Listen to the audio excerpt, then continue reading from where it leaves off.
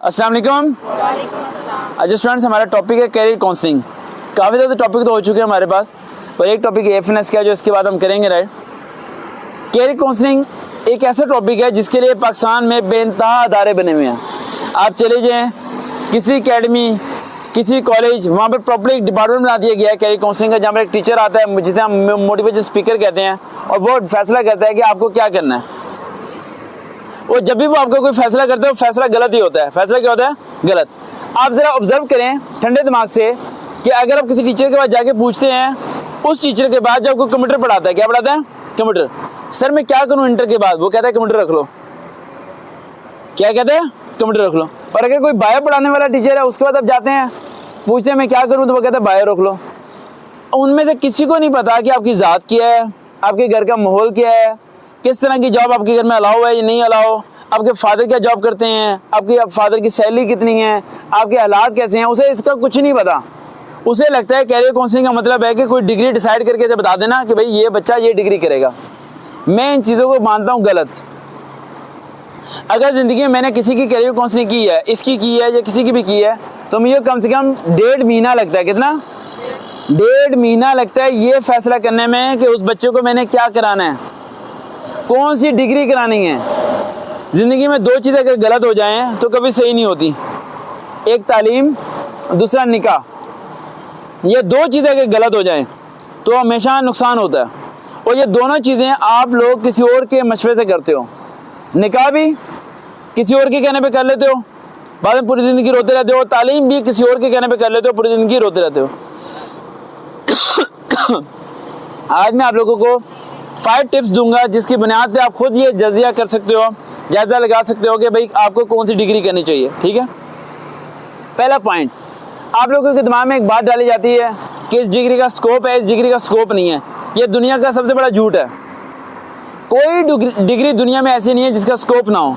Degree just a piece of the paper होता है। उसका इस्तेमाल करना अगर आपको नहीं आता तो प्रॉब्लम आपके अंदर है, डिग्री के अंदर प्रॉब्लम नहीं है। एक बच्चे ने सिंपल बीए किया, बीए करके उसने पीएमएस में अप्लाई कर दिया। एक बच्चे ने बीएस ऑनर 4 साल का किया, उसने भी अप्लाई कर दिया। हालांकि जिसने 2 साल का बीए किया है, ठीक है, उसने तो मेहनत ही नहीं की इतनी। जिसने 4 साल की बीएस सीएस किया वो तो जान लगाता रहा। लेकिन जॉब किसे मिलेगी? जो पीएमएस पास करेगा। क्या वो ये करते हैं कि जिसने 4 ईयर डिग्री की है उसे पीएमएस बगैर टेस्ट के पास कर दें? कभी ऐसा हुआ है कि आप एयरफोर्स में जाएं और आप जाके कहें मैंने मैट्रिक फेडरल बोर्ड से की हुई है, मैंने फेडरल बोर्ड से की है, बहुत ईमानदारी से पढ़ा है मैंने, मुझे रख लें आप? नहीं, सब बराबर है। लो बोर्ड वाले, फेडरल बोर्ड वाले, गुजरावाला बोर्ड वाले, सब क्या हैं? बराबर हैं। वहाँ ज़रा मैटर नहीं करती कि आपने बीकन से पढ़ा है या गली के कोने से पढ़ा है। वहाँ ज़रा मैटर नहीं करता कि आपने उस बिल्डिंग में बैठ के पढ़ा है या सरकार के पास ज़मीन पे बैठ के पढ़ा है। जिसे आता है, जो सीख गया, वो मंजिल तक पहुँचा। सबसे पहले कैरियर काउंसलिंग डिसाइड करने से के लिए पहला तरीका होता है योर फैमिली। आपकी फैमिली के हालात कैसे हैं। अगर आपके अब्बू आपको अगले 5 साल तक अफोर्ड कर सकते हैं, खर्चा कर सकते हैं, तो 4 ईयर डिग्री करो। लेकिन अगर घर वाले खर्चा अफोर्ड नहीं कर सकते और वो आपको अफोर्ड नहीं कर सकते, तो आप वो डिग्री करो जिसके फौरन बाद आपको जॉब मिल जाए। क्या मिल जाए? जॉब मिल जाए। अगर आपके अब्बू की तबीयत ज़्यादा खराब है तो आप वो डिग्री करो जो कि प्राइवेट हो सकती है। रेगुलर डिग्री ना करो, क्योंकि तुम्हें साथ जॉब करनी पड़ेगी। तुमने जो भी फैसला करना है ना, समझ आ रही बेटा, घर के हालात देख के करना है, अपने टीचर की राय देख के नहीं करना। आफ्टर द ग्रेजुएशन मैं अपने यूनिवर्सिटी गया और वहाँ जाकर मैंने टीचर को कहा, मुझे भी टीचर का नाम याद है, सर फयाज। मैंने कहा सर लोअर की वो कौन सी यूनिवर्सिटी है जहाँ पर फीस सबसे कम है? तो मेरा मुंह देखा और हंसना शुरू कर दिए। कह रहे बेवकूफ़, ये पूछ वो कौन सी यूनिवर्सिटी है जहाँ की तालीम अच्छी है, ये पूछ वो कौन सी यूनिवर्सिटी है जहाँ की डिग्री की वैल्यू है, वो कौन सी यूनिवर्सिटी है जिस यूनिवर्सिटी के अंदर कंपनियाँ आती हैं पहले हायरिंग करने के लिए, पहले ही रख लेते हैं। ये क्या पूछ रहे हो वो कौन सी यूनिवर्सिटी है जिसकी फ़ीस सबसे कम है? मैंने कहा सर इस सवाल का ताल्लुक मेरे फादर की सैलरी से। मेरे अब्बू की तनख्वाह बहुत कम है, हम एक छोटे से घर में रहते हैं, मेरे अब्बू ज़्यादा फीसें नहीं दे सकते, तो मैंने वही यूनिवर्सिटी चूज़ करनी है जहाँ पर फीस कम है। पढ़ मैं खुद ही लूँगा सर, वो आप टेंशन ना लें। तो ये जो चीज़ होती है ना, ये चीज़ आपको कुछ बना देती है। डिग्री का कलर सबका एक जैसा ही होता है। वक्त सबका गुजरता है, ये पढ़ना छोड़ दे वक्त फिर भी गुजर जाएगा, ये पढ़ता रहेगा वक्त फिर भी गुजरता रहेगा। क्यों ना हम लोग चीज़ों को समझने में देर ना लगाएं, वक्त के साथ समझें। पहला पॉइंट फैमिली को देख के चूज करो। दूसरा पॉइंट, वो कौन सा काम है जिसके लिए फैमिली आपको अलाउ करेगी। लड़कियां जब भी कैरियर काउंसलिंग के बारे में सोचें तो डबल फैमिली के बारे में सोचें, एक निकाह से पहले और एक निकाह के बाद।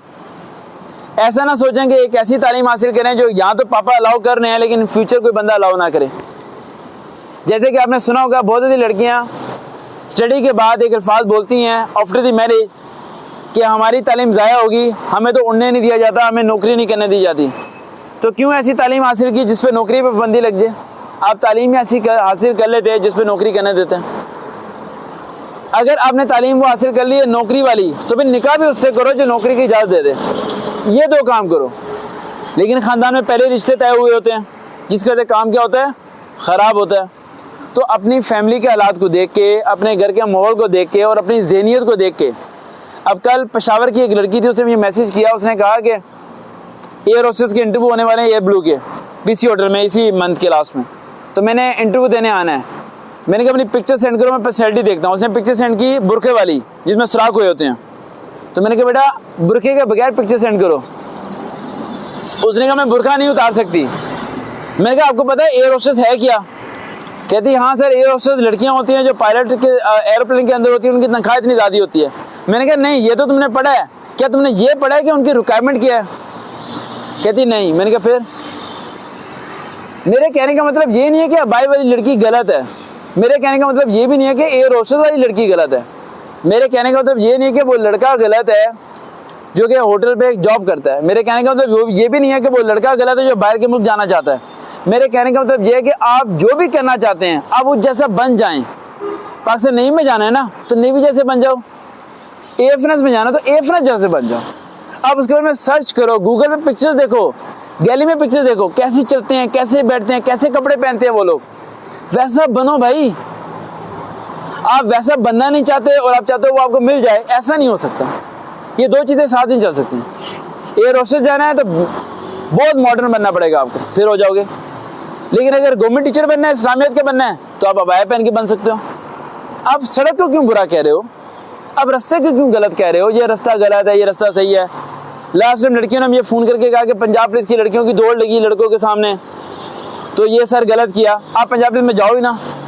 क्या आप लोगों की लड़कियों की पंजाब पुलिस की ड्यूटी लड़कों के साथ थाना में नहीं होगी? क्या उनके लिए अलग थाना बना होगा? क्या उनके लिए अलग गाड़ी होगी? क्या लड़कियां ट्रैफिक पुलिस वालों के साथ खड़ी भी नहीं होती? तो भाई या तो डूबो या तैरो या मरो, एक काम करो। ये डबल पार्ट मुझे ज़रा नहीं पसंद।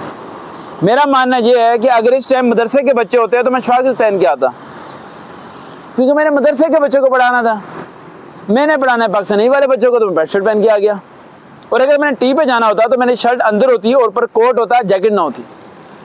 क्या मैं ये जैकेट पहन के टी पे जाता हूँ? कभी कभी नहीं जाता। टी वाले शोज मैंने देखे होंगे आप लोगों ने, उसमें मेरी ड्रेसिंग ही चेंज होती है, शर्ट अंदर होती है, शर्ट कभी बाहर होती ही नहीं। आज शर्ट बाहर क्यों है? क्योंकि मैं आप लोगों के सामने फिर रहा हूँ। तो आप लोग शादी पे जाना है, लेदर ड्रेस है, मरने का लेदर ड्रेस होता है। कभी मरने वाले दिन शेरवानी पहन के गए हो? नहीं, मरने वाले दिन खुस्सा पहन के परफ्यूम लगा के एकदम तैयार श्यार होके जाओ, मुर्दे को देखो ऐसे, एक कागज में पैसे रखो, मुर्दे के हाथ में दो, मारेंगे सारे, तुम्हें मारेंगे ना। तो भाई जिसको समझो मरने वाले का लेदर ड्रेस है। लड़कियों को पता होता है, मरने वालों के लिए लेदर कपड़े रखे उन्होंने कि फोदगी पे जाना है तो इस तरह का ड्रेस, लाइट मेकअप करना, ज्यादा मेकअप नहीं करना। ठीक है, लड़कों का भी ये होता है। अब हमारे वहाँ पर मोहल्लों में एक फोदगी होगी, मज़ाहिया बात याद है, फोदगी होगी, तो वहाँ पे ना इसे अलहदा सेव कर लेना बेटा।